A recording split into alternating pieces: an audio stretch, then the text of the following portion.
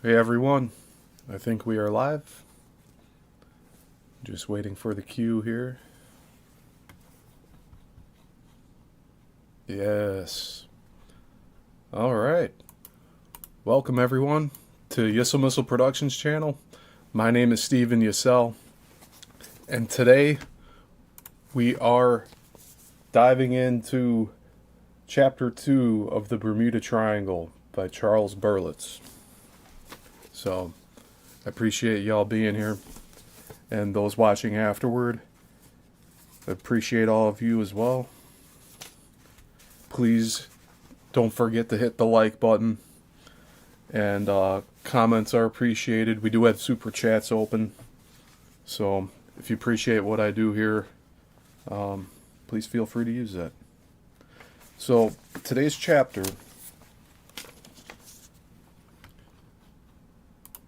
is titled The Triangle of Disappearing Planes. So let me get this image off of here.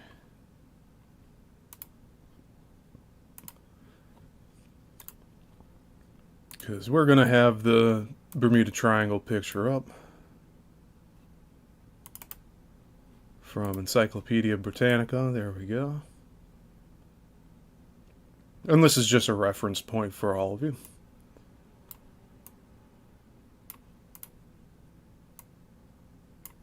Let's see, that looks good. Okay. So I was going to show you the chapter title here. The Triangle of Disappearing Planes. So this is going to be heavy with accounts and dates. At the end of this chapter, there's 19 different events that are listed, and we'll go through every single one of them. So, without further ado, let's begin. Chapter 2. The Triangle of Disappearing Planes. The Bermuda Triangle received its name as a result of the disappearance of 6 Navy planes and their crews on December 5th, 1945. The first 5 planes that disappeared, apparently simultaneously, were on a routine training mission with a flight plan designed to allow a triangular flight pattern starting at the Naval Air Station at Fort Lauderdale, Florida, then 160 miles to the east, 40 miles to the north, and then back to their base, following a southwest course. Bermuda has given its name to what has been variously called the Devil's Triangle, the Triangle of Death, the Hoodoo Sea, the Graveyard of the Atlantic, and various other appellations, principally because it was noticed at the time that the apex of the triangular flight plan from Fort Lauderdale was in a direct line with Bermuda, and partly because Bermuda seems to be the northern boundary of both earlier and later disappearances of ships and planes in very unusual circumstances. But no incident before or since has been more remarkable than this total disappearance of an entire training flight, along with the giant rescue plane, a Martin Mariner, with a crew of 13, which inexplicably vanished during rescue operations. Flight 19 was the designation of the group of doomed planes which left their base at Fort Lauderdale on the afternoon of December 5th, 1945. They were manned by 5 officer pilots and 9 enlisted crew members. The latter detailed 2 to each plane, but on this day, short one man, who had requested removal from flying status because of a premonition and who had not been replaced. The planes were Navy Grumman TBM-3 Avenger torpedo bombers, and each carried enough fuel to enable it to cruise over 1,000 miles. The temperature was 65 degrees, the sun was shining, there were scattered clouds and a moderate northeast wind. Pilots who had flown earlier the same day, reported ideal flying weather.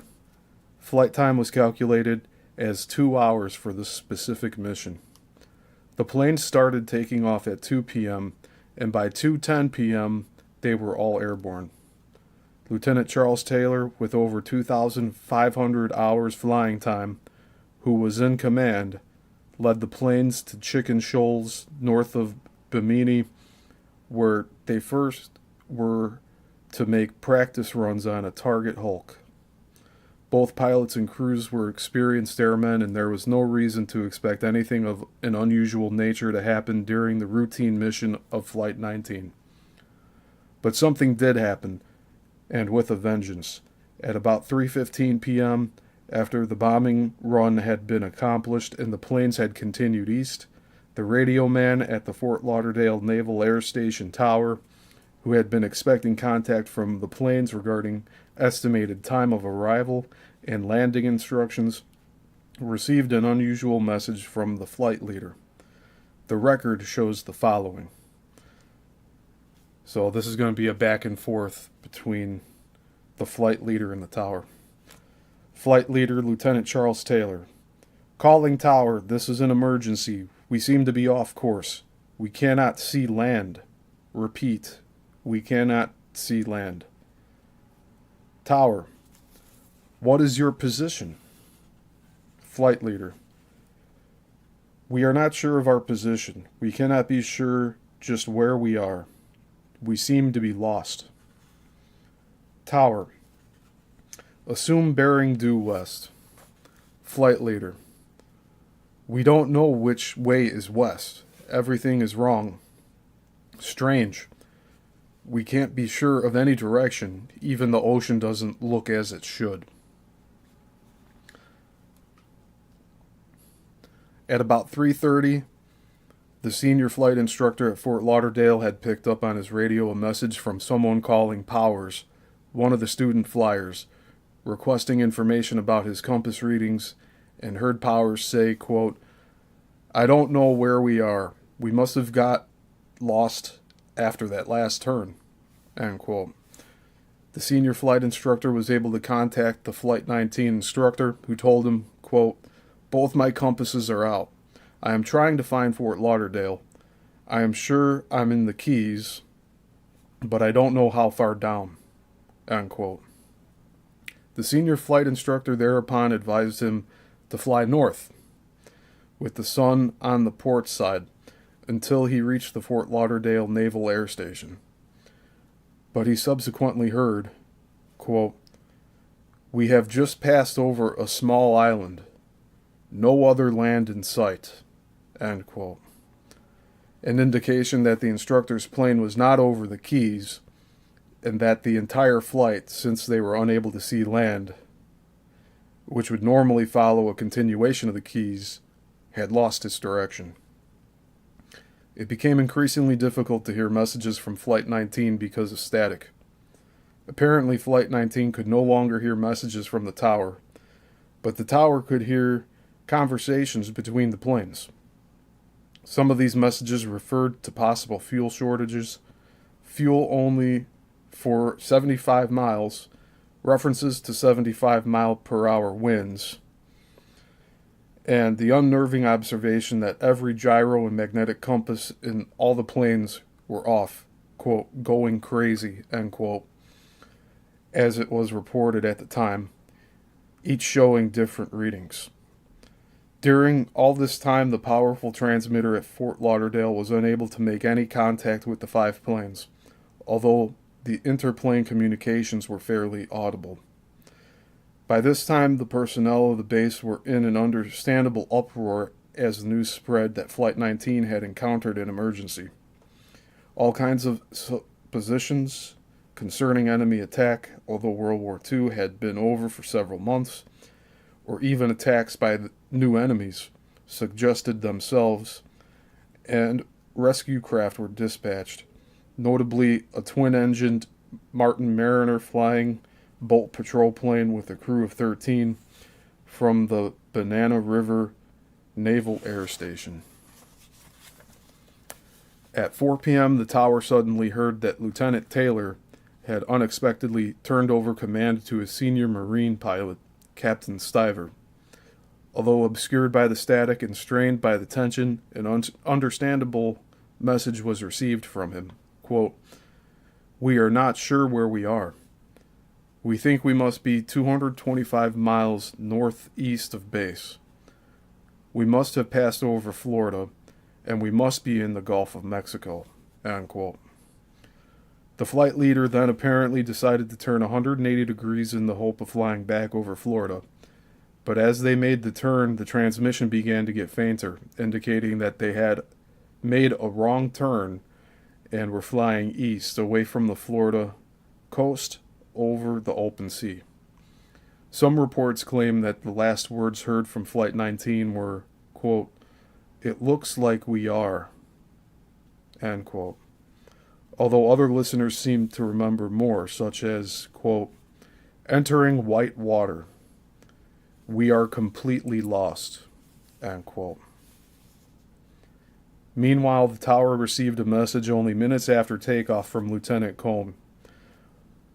One of the officers of the Martin Mariner, dispatched to the general area where the flight was presumed to be, that there were strong winds above 6,000 feet. This, however, was the last message received from the rescue plane. Shortly after this, all search units received an urgent message stating that 6 planes instead of 5 were now missing. The rescue plane, with a crew of 13, had disappeared as well. No further message was ever received from the Flight 19 training mission or from the Martin Mariner that was sent to rescue them. Sometime after 7 p.m., however, the Opelika Naval Air Station in Miami received a faint message consisting of, quote, FT,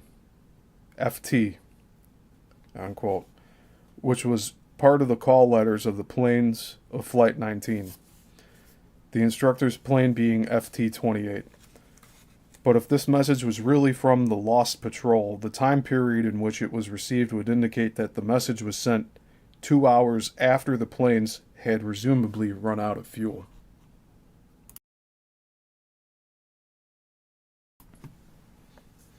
The original air search, initiated on the day of disappearance, was suspended because of darkness, although Coast Guard vessels continued to look for survivors during the night. The next day, Thursday, an enormous search effort was started at first light, i.e. daybreak. But in spite of one of history's most intensive searches, involving 240 planes and 67 additional planes from the aircraft carrier Solomons, 4 destroyers, several submarines, 18 Coast Guard vessels, search and rescue cutters, hundreds of private planes, yachts, and boats, and additional PBMs from the Banana River Naval Air Station, and help by RAF and Royal Navy units in the Bahamas, nothing was found. A daily average of 167 flights, flying about 300 feet above the water from dawn to dusk, a minute inspection of 380,000 square miles of land and sea, including the Atlantic, Caribbean, parts of the Gulf of Mexico, and the Florida mainland and neighboring islands, with air stretch time totaling 4,100 hours, revealed no life rafts, no wreckage, and no oil slicks. The beaches of Florida and the Bahamas were checked daily for a period of several weeks for identifiable flotsam and the lost planes, but without success. All possible leads were investigated. A report that a red flare over land had been seen by a commercial plane on the day of the disappearances was first thought to be the possible explosion of the Martin Mariner, but later denied. Still later, a merchant ship reported an explosion in the sky at 7:30 p.m., but if this explosion concerned the 5 Avengers, it would mean that they were still flying hours after their fuel reserves had been exhausted. Furthermore, to explain in this way the loss without trace of all planes, would imply that they crashed together and exploded all at once after having maintained radio silence since the time contact was interrupted. It is further remarkable that no SOS messages were received from Flight 19 or the rescue mission. As far as making forced landings in the sea, the Avengers were capable of making smooth water landings and in any event could stay afloat for 90 seconds, with their crews trained to abandon ship in 60 seconds. Life rafts were available and were obtained from outside the planes. Therefore, in almost any kind of forced landing, the life rafts would float and would eventually be found. During the early part of the rescue effort, some searchers noted large swells in the sea, but the waves were so far apart that the planes could have landed, if necessary, in the troughs between them. The curious reference to, quote, white water, end quote, in the last message received from Flight 19 may have had some connection with the thick and confusing white haze, which is an occasional feature of the area. This might explain the lack of visual sighting and the report that the sun, quote, doesn't look right, end quote. But this should not have affected the compasses and gyroscopes. In addition, there is a known radio dead spot between Florida and the Bahamas, but the plane's trouble started before radio contact was lost. A Naval Board of Inquiry, after examining all available evidence and incidentally debating the court-martial of the instrument officer, who was later exonerated when it was established that all his instruments had checked out before takeoff, ended up as much in the dark as ever as to what had really happened. Part of the report states, quote, a radio message intercepted indicated that the planes were lost and that they were experiencing malfunctioning of their compasses, unquote. Captain W.C. Wingward, an information officer, was somewhat more direct in a subsequent press interview. Quote, members of the Board of Inquiry were not able to make even a good guess as to what happened, unquote. Another board member rather dramatically commented, quote, they vanished as completely as if they had flown off to Mars, unquote, thereby introducing the intriguing elements of space travel and possible UFOs, which have since become very much part of the Bermuda Triangle legend. Serious investigators and oceanographers have offered a variety of opinions as to how these and so many other ships and planes could disappear without trace, and how so many pilots and passengers could completely vanish. Lieutenant Commander R.H. Wershing, a training officer at the Fort Lauderdale Naval Air Base at the time of the incident, who has considered the case for many years, thinks that the word disappear is an important factor concerning the fate of the crew of Flight 19, as no proof has ever been adduced that they effectively perished. A mother of one of the lost pilots who attended the naval hearing stated at the time that she had received the impression that her son, quote, was still alive somewhere in space, end quote. And Dr. Manson Valentine, a scientist who has watched the area for many years from Miami, was quoted in the Miami News as saying, quote, they are still here, but in a different dimension of a magnetic phenomenon that could have been set up by a UFO, unquote. A Coast Guard officer, a member of the Board of Inquiry, expressed himself with rather refreshing frankness as he observed simply, quote, we don't know what the hell is going on out there, end quote. And a final, more formal statement from another officer of the board expressed the consensus of the investigating officers, quote, this unprecedented peacetime loss seems to be a total mystery, the strangest ever investigated in the annals of naval aviation, end quote. There are often elements of incredible coincidence connected with disasters, especially when they take place at sea. When freighter Stockholm collided with the passenger ship Andrea Doria, A young girl who spoke only Spanish was snatched from her cabin on the Andrea Doria and by the prow of the Stockholm and telescoped with part of her cabin into the bulkhead of the Stockholm next to the cabin of a seaman who was the only person on his ship who could speak Spanish.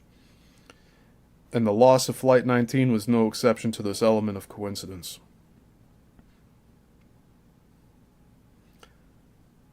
Commander R.H. Wershing, then a lieutenant on duty as a training officer at the Fort Lauderdale base, and from whose first-hand notes much of the above material has been coordinated, remembers that there had also been a morning training flight on the same day that was somewhat unusual. This previous flight, which, being considerably less sensational, has been generally neglected in the press reports of the disaster, also experienced compass malfunction, and, instead of returning to base, landed 50 miles to the north. A presentiment of disaster seemed to have affected at least two members of Flight 19. One was the flight instructor himself. At 1:15 p.m., he arrived late at the pre-flight briefing and requested of the duty officer that he be relieved from his particular assignment. His request was not accompanied by any explanation whatsoever. He simply stated that he did not wish to take part in the mission. As no relief was available, however, his request was denied. A second case that Lieutenant Wershing personally witnessed was the much commented on incident whereby a Marine Corporal, Alan Costner, scheduled to fly on Flight 19, did not report to take the flight line, or did not report to the flight line. He has been quoted in the press as saying, quote, "I can't explain why, but for some strange reason I decided not to go on the flight that day," end quote.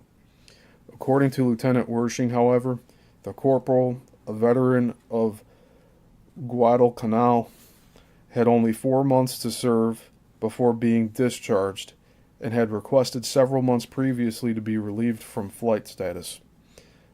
On the day of the flight, the matter had come up again, and Lieutenant Wershing had told him to report to the flight surgeon to request his removal from flight duty.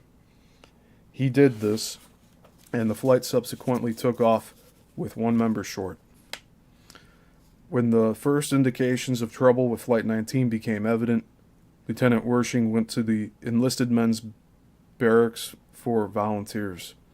The first person he met there was the recently grounded corporal, who said, quote, "Remember you told me to see the flight surgeon? I did, and he relieved me of flight orders.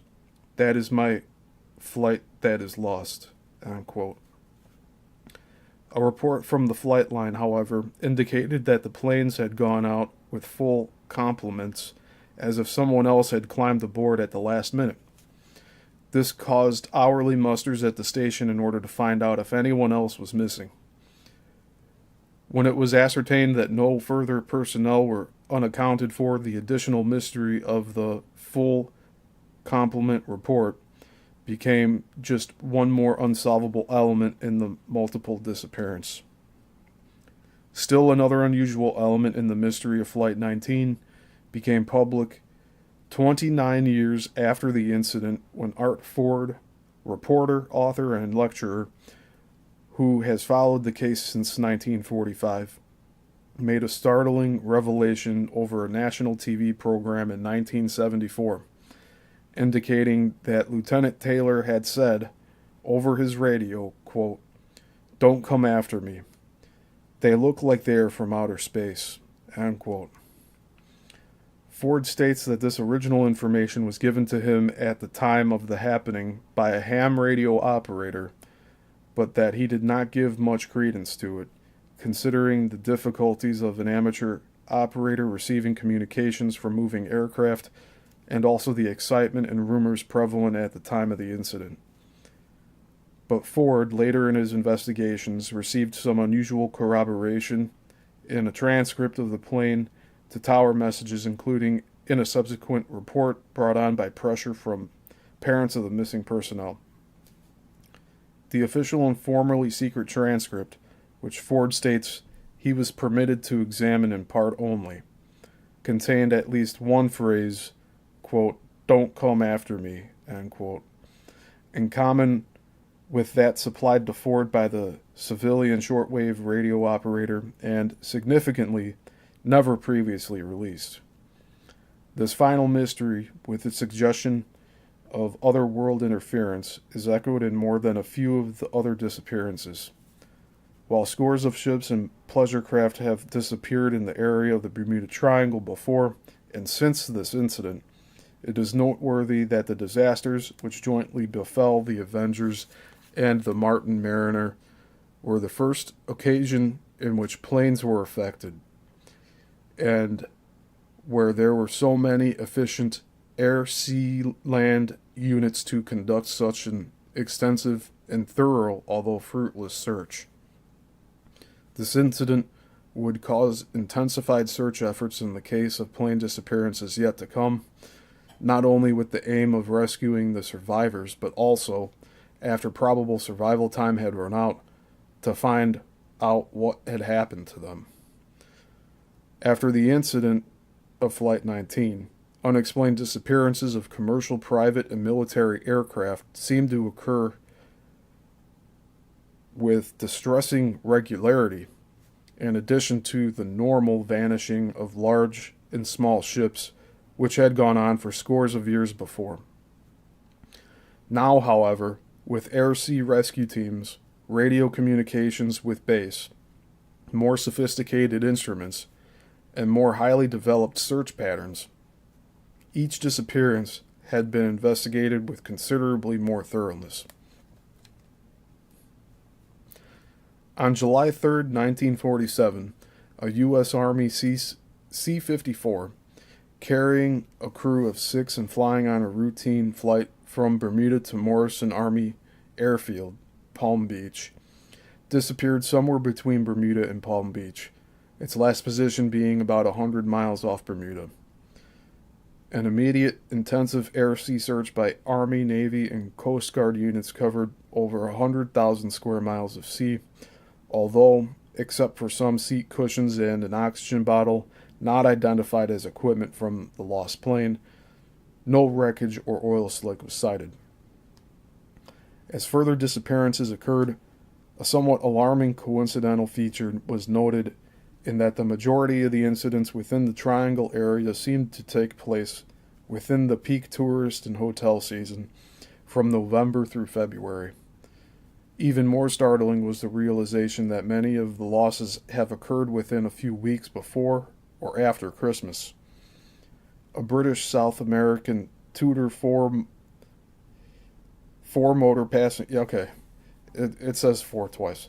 A British South American Tudor four-motor passenger plane, a converted Lancaster bomber called the Star Tiger, flying from the Azores to Bermuda, disappeared on January 29, 1948.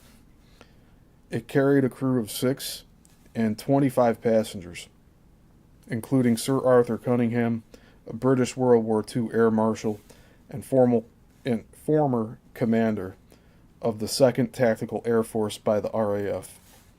The Star Tiger was scheduled to land at Kinley Field, Bermuda, and at 10:30 p.m., shortly before ETA, estimated time of arrival, the pilot radioed the control tower a message including the words, quote, "Weather and performance excellent," end quote, and, quote, "Expect to arrive on schedule," end quote. The plane's position was reported as 380 miles northeast of Bermuda. There was no further message, but the Star Tiger never arrived.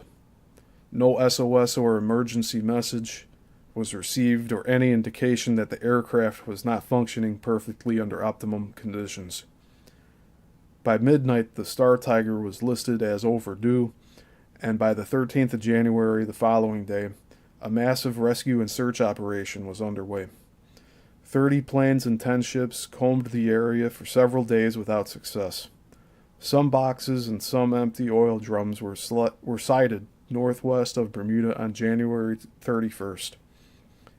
However, if these belonged to the Star Tiger, it would mean that it was flying hundreds of miles off course when whatever hit it occurred, and it must be remembered the pilot had announced nothing unusual concerning his course or the plane's operation during his last contact with the tower. As the search continued without success, numerous ham radio operators along the Atlantic coast and even further inland picked up a garbled message with the words spelled out by numbered dots, as if someone was working the sender but did not know the Morse code. The dots spelled out Tiger. Even more weird was a report from a Coast Guard station in Newfoundland. As the taps stopped, someone had apparently sent a verbal message simply pronouncing the following letters: GAHNP. These were the call letters of the lost Star Tiger. It was presumed that these various messages were hoaxes, especially considering the known erratic and lunatic behavior of certain individuals who follow and enjoy disasters. However, a disquieting similarity to the case of Flight 19 suggests itself when one remembers the faint fading message received at Miami, hours after the disappearance of the flight, which had contained the flight's call letters, almost as if a final message was being sent or relayed from a far greater distance in space or time than would be indicated by the location where the planes had vanished. A court of inquiry under the direction of Lord Macmillan for the investigation of the loss of the Star Tiger was appointed by the British Minister of Civil Aviation. Its report was published 8 months after the plane's disappearance. Its findings stated that there appeared to be no grounds for supposing that the Star Tiger had fallen into the sea because of radio or mechanical failure, fuel exhaustion, failure to find destination, meteorological hazards, or errors of altimetry, to name a few possibilities. The design and manufacture of the Tudor 4 were found to be such that there were no grounds, in the words of the report, quote, for supposing that in the design of the Tudor 4 airplane or in the manufacture of the particular Tudor 4 airplane, the Star Tiger, there were technical errors or omissions judged against a standard of agreed good practice, end quote. The final opinion of the court could be considered equally applicable to other aircraft disappearances in the Triangle, both before and since the Star Tiger. It may be truly said that no more baffling problem has ever been presented for investigation. In the complete absence of any reliable evidence as to either the nature or the cause of the disaster to Star Tiger, the court has not been able to do more than suggest possibilities, none of which reaches even the level of probability. Into all activities which involve the cooperation of man and machine, two elements enter of very diverse character. There is the incalculable element of the human equation dependent upon imperfectly known factors, and there is the mechanical element subject to quite different laws. A breakdown may occur in either separately or in both in conjunction, or some external cause may overwhelm both man and machine. What happened in this case will never be known. By an extraordinary and rather disquieting coincidence occurring within 12 days before the first anniversary of the first disappearance of the Star Tiger, her sister ship, the Star Ariel, carrying a crew of 7 and 13 passengers, disappeared in a flight between Bermuda and Jamaica on January 17, 1949. Her complete course was to have been from London to Santiago, Chile, and the stop at Bermuda, was for the purpose of taking on enough fuel for an additional 10 hours flying time. When the Star Ariel left Bermuda at 7:45 a.m., the sea was calm and weather conditions were good. Her captain sent the following routine flight report back to Bermuda about 55 minutes after takeoff. This is Captain McPhee aboard the Ariel en route to Kingston, Jamaica from Bermuda. We have reached cruising altitude. Fair weather. Expected time of arrival Kingston as scheduled. I am changing radio frequency to pick up Kingston. But there were no further messages from the Star Ariel, then or ever. When the search for the Star Ariel began, there was a U.S. Navy task force on maneuvers in the same general area. 2 aircraft carriers sent their planes to join Coast Guard and Air Force rescue units sent from many points along the Atlantic coast, as well as British planes sent from Bermuda and Jamaica. Cruisers, destroyers, and the U.S. battleship Missouri joined the service search along with British naval vessels and merchant ships that happened to be in the area. A radiogram to all ships at sea in the general area read as follows. British South American Airways 4-engined aircraft Star Ariel Gagre, which departed Bermuda 12:42 GMT, 17th January for Jamaica, on track 216 degrees, was last heard from when approximately 15 miles south of Bermuda at 13:37 GMT, 17th of January. All vessels are requested to report to this station the sighting of any floating debris in the nature of aircraft cabin upholstery and pillows color blue, aircraft dinghies color yellow, Mae West's color dark brown, all of which would be marked BSAA or any floating clothing. Alright, I'm going to break real quick to say hi to the chat here. Hey Brenda, hey Denise, good to see you. We're on page 32 right now. And yeah, we got about 12 pages left with at least one etching that I will show on camera here. But thanks for being here. And we'll continue here. 72 search planes flying in close formation, at times almost, quote, wingtip to wingtip, end quote, covered 150,000 square miles of ocean, starting in the vicinity of the last radio report and proceeding southwest toward Jamaica. They were unable to discover a single piece of evidence which could be identified with the missing plane. Reports of a strange light on the sea came on January 18th from both a British and a U.S. plane, but search and rescue units dispatched to the vicinity found nothing, and the Air Force suspended search operations on January 22nd. The fact that these 2 British passenger planes, both belonging to the same company, British South American Airways, were lost almost within a year of each other and in the same area gave rise to suspicions of sabotage, although in later years, skyjacking would have immediately suggested itself. This possibility, as well as a pilot and crew training, instrument functioning, and weather conditions, were investigated by a board of inquiry, the Brabazon Committee, which found nothing unfavorable and no clues whatever. Quote, lack of evidence due to no wreckage having been found. The cause of the accident to the Star Ariel is unknown, end quote.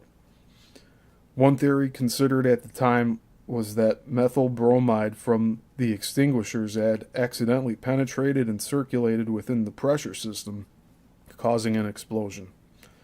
This would be a possibility for a freak accident in one plane perhaps, but hardly in the many others that have vanished in the same area.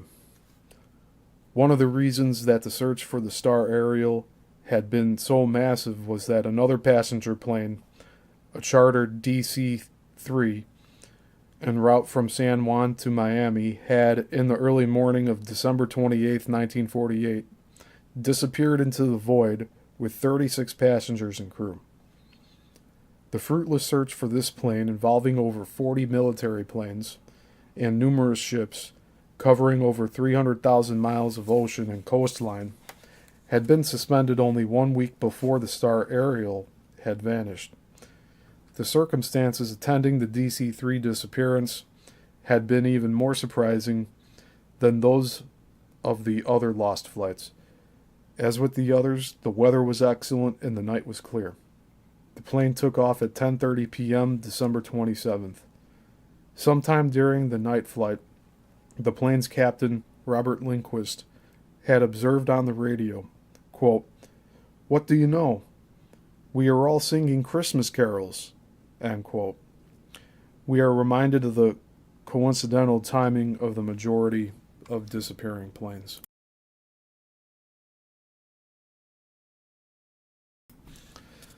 Another message was from the DC-3. Another message from the DC-3 was received by the Miami Tower at 4:13 a.m. It was, quote, "We are approaching the field, only 50 miles out to the south. We can see the lights of Miami now. All's well. We'll stand by for landing instructions," end quote. Nothing was ever heard from the plane again, and the land and sea search produced no identifiable wreckage. Naturally, there were no survivors or any indication as to what had happened to the passengers and crew. Since the captain had given the position of the plane as only 50 miles south of Miami, it is all the more remarkable that there was no explosion, no flare, no SOS or Mayday over the air. Moreover, the spot where the plane vanished was over the Florida Keys, where the clear waters, only 20 feet deep, would aid location and identification of the aircraft. This was to be one of the several instances where a plane and passengers would dematerialize almost within the reach of a landing field, or that a ship, as we shall see in the next chapter, would vanish in sight of its home port. Large aircraft which have disappeared since the Star Ariel have generally followed the same pattern. That is, normal flight procedure, then nothing, as subsequently no trace of wreckage, oil slicks, floating debris, crew, or even suspicious concentrations of sharks. Smaller planes also have continually disappeared. No less than 9 of them have vanished off the coast of Florida without trace in December 1949. A sufficient number to cause one to reflect that there was something dangerous about the area, even if the pattern of disappearances had not been fairly obvious. Planes continued to disappear during the 50s. In March 1950, the U.S. Globemaster disappeared on the northern end of the triangle while on its way to Ireland. On February 2nd, 1952, a British York transport carrying 33 passengers and crew vanished on the northern edge of the triangle while on its way to Jamaica.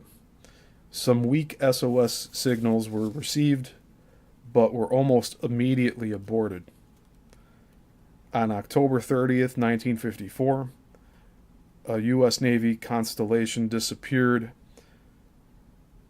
with 42 passengers and crew while flying in fair weather from Patuxent River Avold Air Station.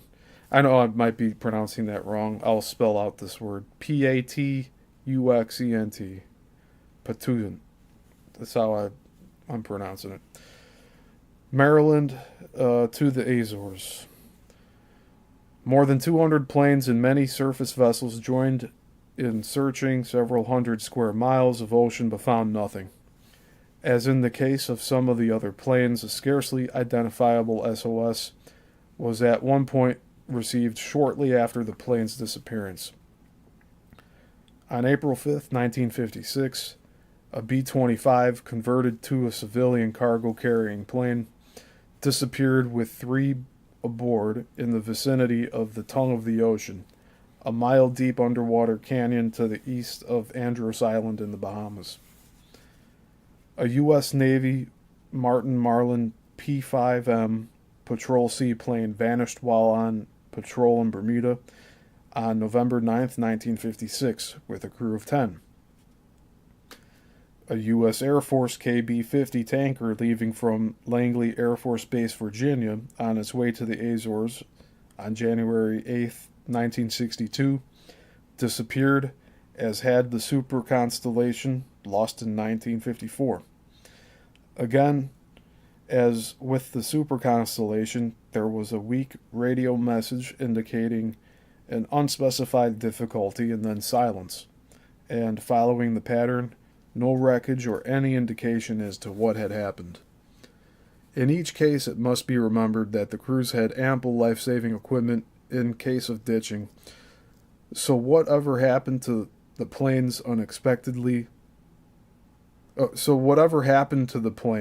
happened unexpectedly and extremely quickly. An incident somewhat reminiscent of the confusion recorded by the pilots of Flight 19 occurred in the base of an SOS from a private plane proceeding to Nassau, Bahamas, but flying in the vicinity of Great Abasco Island. Although the morning weather was excellent, the pilot seemed to be flying through fog and was unable to give his position or even see the islands below him, in spite of clear visibility apparent to other observers in the surrounding area.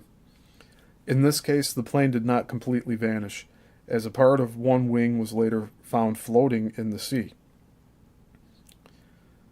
A two-plane loss that occurred on August 28, 1963, was first thought to be a disappearance, but later, when some wreckage was identified, the mystery only deepened.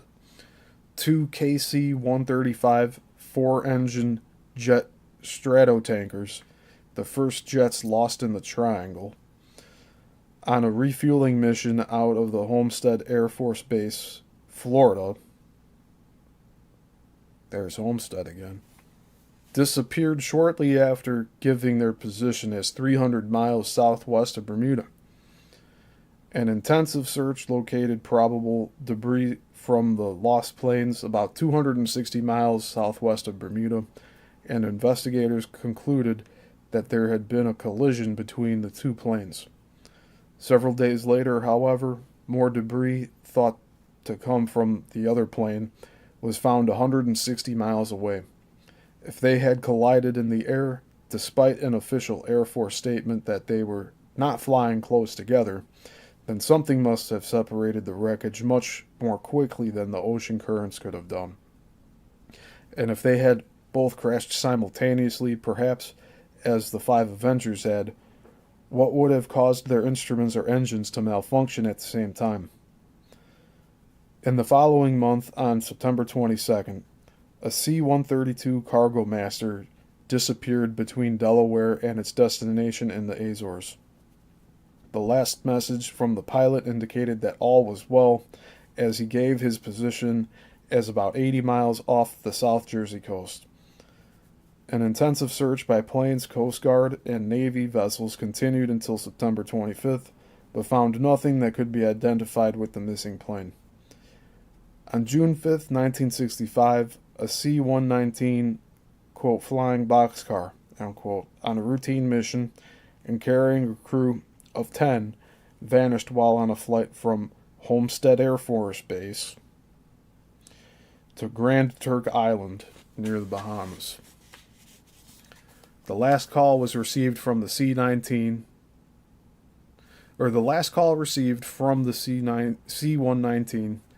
gave its position as being about 100 miles from its destination, with ETA of about 1 hour. This was the last message, and after a search lasting 5 days and nights, the Coast Guard reported results negative. with the familiar comment, quote, "There are no conjectures," end quote. As in the case of Flight 19, the Avengers and other vanishing planes, faint and unintelligible messages were picked up and soon faded out as if something was blocking radio transmission, or else that the plane was receding, as had been suggested, farther and farther into space and time. It is worthy of note that another plane, flying the same route but in the opposite direction, as the lost C-119, reported that the weather was clear and the visibility good.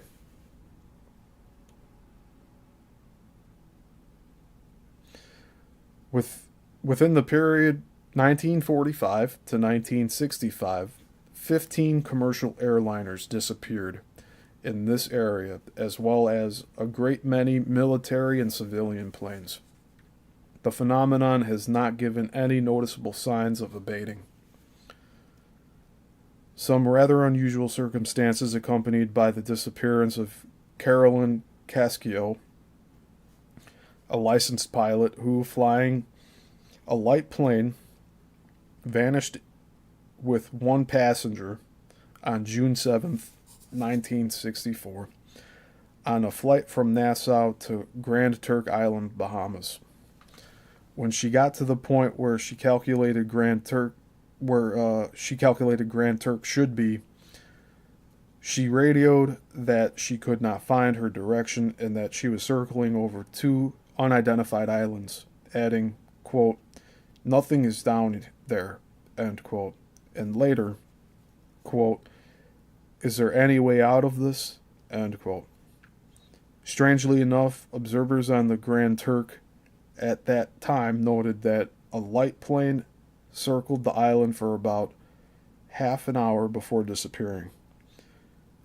But how was it, if observers could clearly see the plane, that the pilot could not see the buildings on Grand Turk?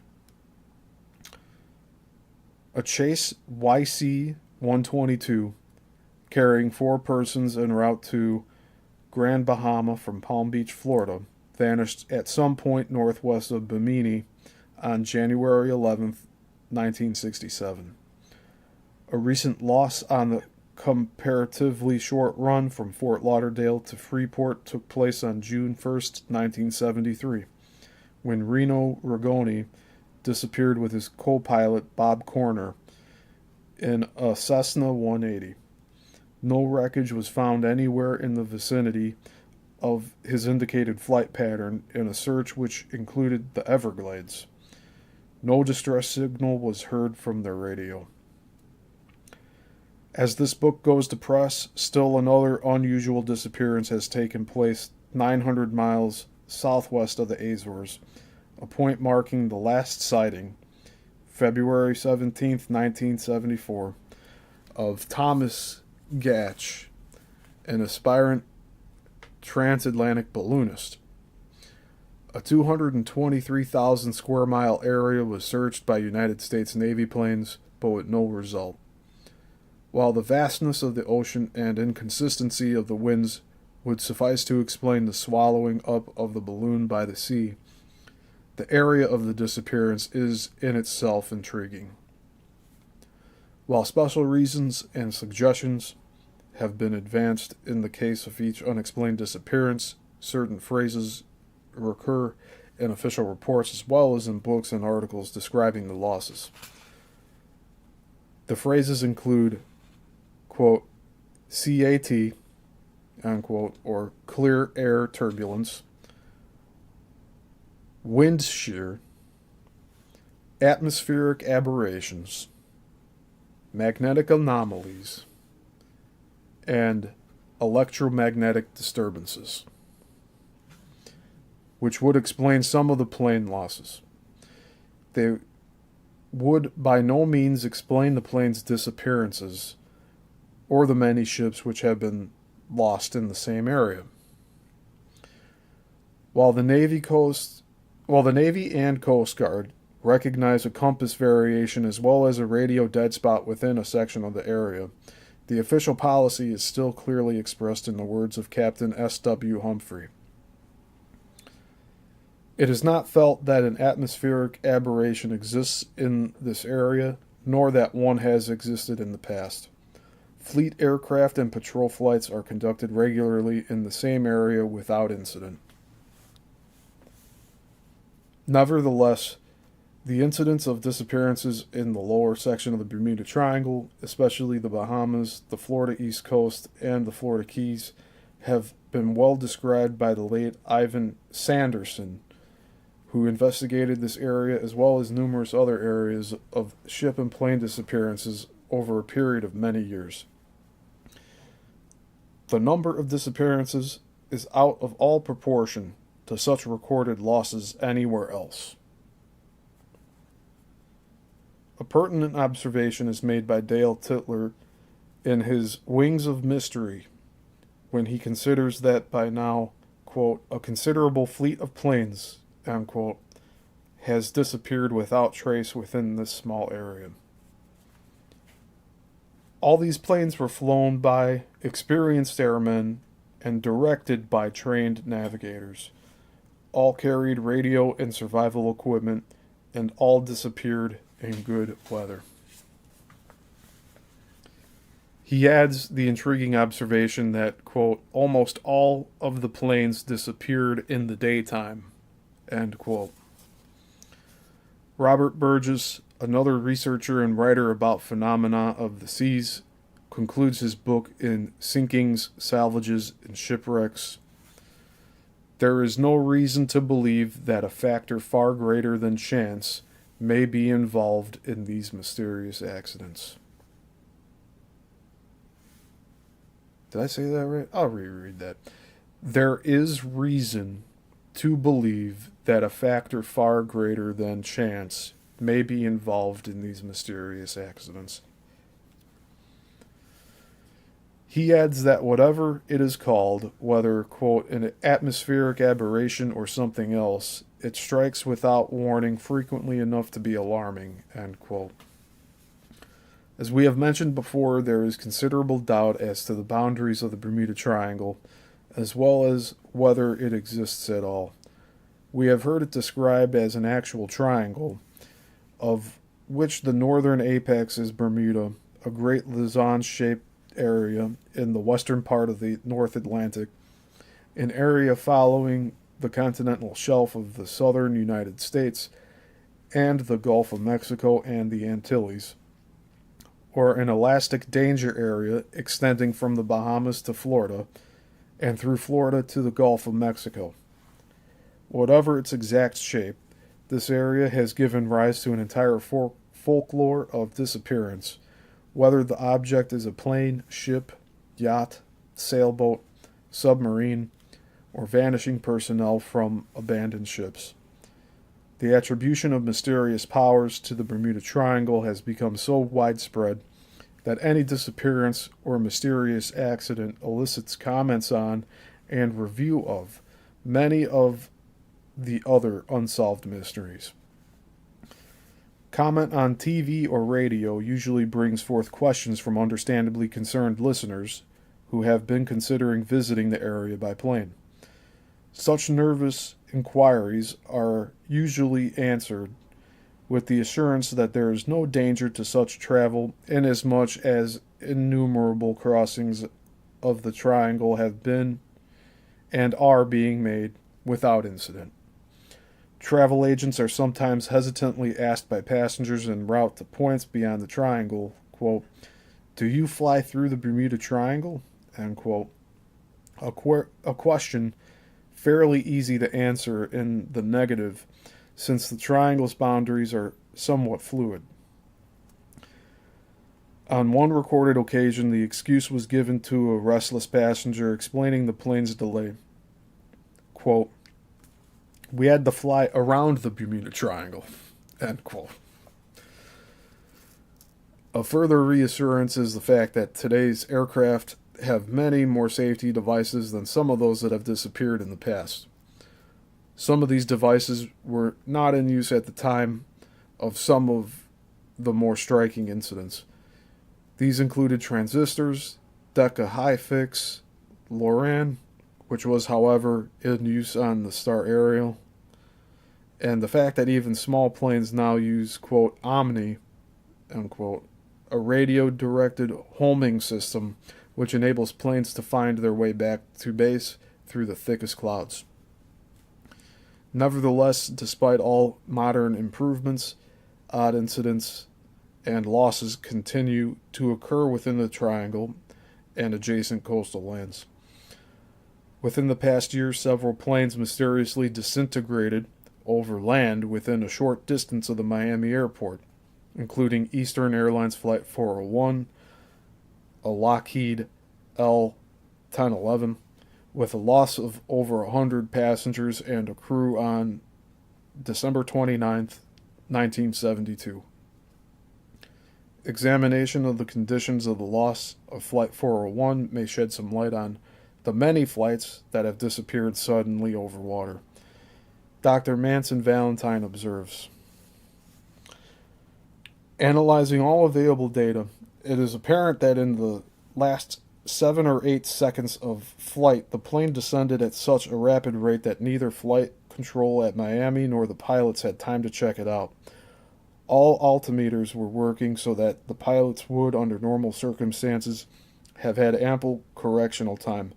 So fast was this descent, not alluded to anywhere in the reports as being unusual, that Miami Control had only one sweep of the radar, 40 seconds in all, to notice it. On the second sweep, the plane had descended from 900 feet, where it was first recognized as out of the 2,000 feet prescribed path, to less than 300 feet. Probably it had already crashed. This fall rate cannot be accounted for by loss of autopilot, stall characteristics, pilot inexperience, or even the half-power position of throttles. There must have been an atmospheric reason, quite probably magnetic anomaly of some sort. And that was Dr. Manson Valentine observing that. When planes and boats mysteriously disappear, or in the case of a plane, disintegrate in this area, an increasing number of people feel a lingering doubt as to whether they have been lost, quote, normally, unquote.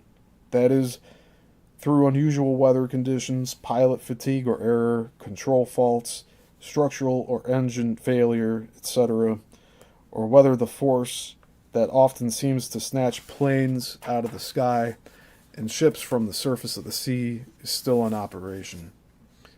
John Godwin, of This Baffling World, in commenting on public acceptance of such a possibility, notes that American and British authorities have never officially proclaimed the Triangle area to be a danger zone, and adds, quote, but privately both marine and aviation experts have confessed that they may be facing a phenomenon of environment rather than a chain of technical mishaps, unquote. He observes that whatever is happening may be as unknown to people of the present day as, quote, the power of radium that was to alchemists of the 15th century, unquote. He further points out that, quote, although one cannot be sure that there is a connection between the vanishing ships and planes, all these craft were crowded into the same narrow geographical confines, end quote. Long before the aircraft incidents of the 1940s and thereafter, the area of the sea encompassed in the Bermuda Triangle, including the Cape Hatteras, the coasts of the Carolinas, and the Florida Strait, had often been referred to as the, quote, ship's graveyard, end quote. The sinkings usually being caused by heavy seas and sudden storms. The Sargasso Sea is also referred to as the ship's graveyard, or the Sea of Lost Ships, for an opposite reason. That ships have been lost there not from storms, but from calms. Within this general area, certain mysterious disappearances of large ships without the sending of SOS signals or the subsequent findings of flotsam or bodies had already been noted through the years. But it was not until the mass plane disappearances of 1945 and thereafter, and the sudden disappearances of large and small boats, that researchers began to consider the recurrent pattern of disappearances. A headline in the Manchester Guardian, appearing at the time of the Flight 19 disappearance, is typical of this reaction. It reads, quote, "Sargasso graveyard now claims planes as well as ships." End quote. The disappearing planes brought to the Bermuda Triangle worldwide attention. But for more than 170 years, and perhaps before records were available, ships large and small have been disappearing with their crews, and the crews have also been vanishing from their ships within the Bermuda Triangle. Some of the incidents connected with these marine disasters possess features strongly reminiscent of the mysterious losses by air, while others present unusual and surprising peculiarities. So, there's an etching here that says the chart of major disappearances of planes and ships in the Bermuda Triangle with indication of approximate location at time of disappearances. Plane disappearances are indicated by numbers within circles, and ship disappearances by numbers within triangles. Refer to page above and the following pages for key to numbers. So this is, I believe, the list of 19 different events. And some of these, like what I just read, it's covering planes and ships.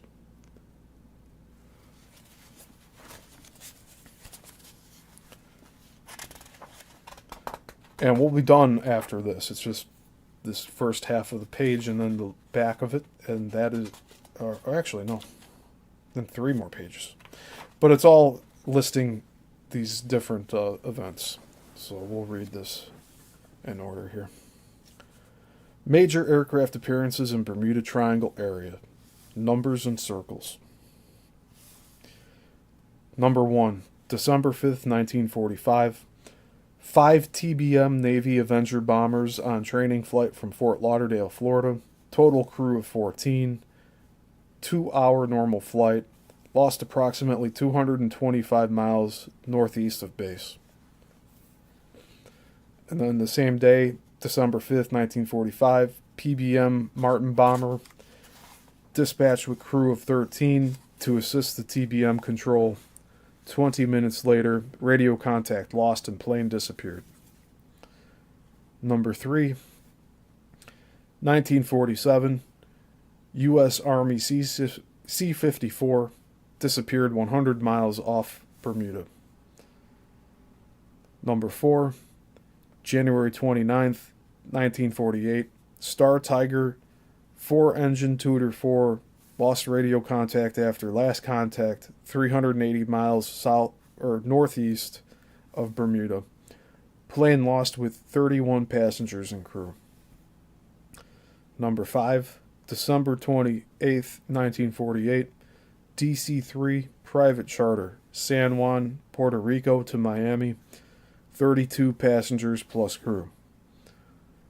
Number 6, January 17th, 1949, Star Ariel, sister ship of Star Tiger, London to Santiago, Chile, via Bermuda and Jamaica. Radio communication lost 380 miles south-southwest of Bermuda, on course to Kingston. Number 7, March 1950, Globemaster, American, disappeared on northern edge of Triangle en route to Ireland. Number 8, February 2nd, 1952, York Transport, British, disappeared north of Triangle en route to Jamaica, 33 aboard. Number 9, October 30th, 1954, Super Constellation, Navy, vanished north of the Triangle with 42 aboard. Number 10, November 9th, 1956, Navy Martin Patrol Seaplane P-5M disappeared with a crew of 10 near Bermuda. Number 11, January 8th, 1962, Air Force tanker KB-50, Langley Field, Virginia to Azores. Number 12, August 28th, 1963, two new Air Force KC-135 four-engine Stratotankers, Homestead Air Force Base, Florida, to classified refueling range in Atlantic, disappeared 300 miles southwest of Bermuda. Number 13, June 5th, 1965, C-119 flying boxcar, 10 aboard, lost in the southeast Bahamas. Number 14, April 5th, 1956, B-25 converted to civilian cargo plane, lost southeast of tongue of the ocean, 3 aboard. Number 15, January 11th, 1967, Chase YC-122 converted to cargo, 4 aboard, lost in the Gulf Stream between Palm Beach and Grand Bahama. Number 16, September 22nd, 1963, a C-132 cargo master vanished en route to Azores. And last but not least, here are 19 major ships disappeared or found derelict in Triangle area. And the ships are marked with triangles on that etching that I showed earlier. Number 1, 1840. Rosalie, a large French vessel, found on the course to Havana from Europe, in Triangle area, with sails set, cargo intact, all hands missing. Number 2, January 1880. British frigate Atalanta left Bermuda for England with 290 aboard, vanished presumably not far from Bermuda. It's a lot of people. 290. Number 3, October 1902, German bark Freya, found soon after leaving Manzanillo, Cuba, listing badly, partly dismasted, anchor dangling. Calendar in captain's cabin read October 4th, day after sailing. Number 4, March 4th, 1918, U.S. Navy supply ship USS Cyclops, 500 feet, 19,000 tons displacement, sailed March 4th from Barbados to Norfolk with 309 aboard. No bad weather, no radio messages, no wreckage ever found. Number 5, 1925, the SS Cotopaxi, vanished en route from Charleston to Havana. Number 6, April 1932, two-masted John and Mary, New York registry, found floating but abandoned, 50 miles south of Bermuda. Sails furled, hull freshly painted. Number 7, February 1940, yacht Gloria Colite from St. Vincent BWI, found abandoned, everything in order, 200 miles south of Mobile, Alabama. Number 8, October 22nd, 1944, Cuban freighter Rubicon, found by Coast Guard in Gulf Stream off Florida coast, deserted, except for a dog. Number 9, June 1950, SS Sandra, 350-foot freighter, sailed from Savannah, Georgia, bound for Puerto Cabello, Venezuela, cargo 300 tons of insecticide, past St. Augustine, Florida, then disappeared without leaving a trace. Number 10, September 1955, yacht Connemara 4 mysteriously abandoned 400 miles southwest of Bermuda. Number 11, February 2nd, 1963, Marine Sulphur Queen, 425-foot freighter, vanished without a message, clues, or debris. En route to Norfolk, Virginia, from Beaumont, Texas, with all hands. Last heard from near Dry Tortugas. Number 12, July 1st, 1963, Snowboy, 63-foot fishing boat, 40 aboard, sailed from Kingston, Jamaica to Northeast Cay, 80 miles south, disappeared with all hands. Number 13, 1924, Raifuku Maru, Japanese freighter, radioed for help between Bahamas and Cuba, then disappeared. Number 14, 1931, Stavanger, freighter with crew of 43, last heard from near Cat Island, Bahamas. Number 15, March 1938, Anglo-Australian, freighter with crew of 39, last message received west of Azores, quote, all well, end quote.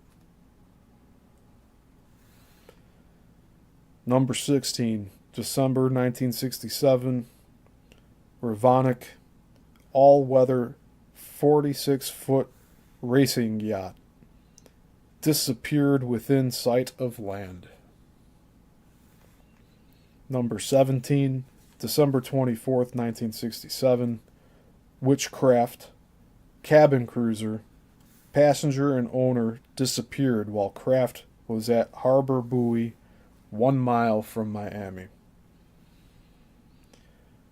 Number 18, April 1970, Milton Yatrides,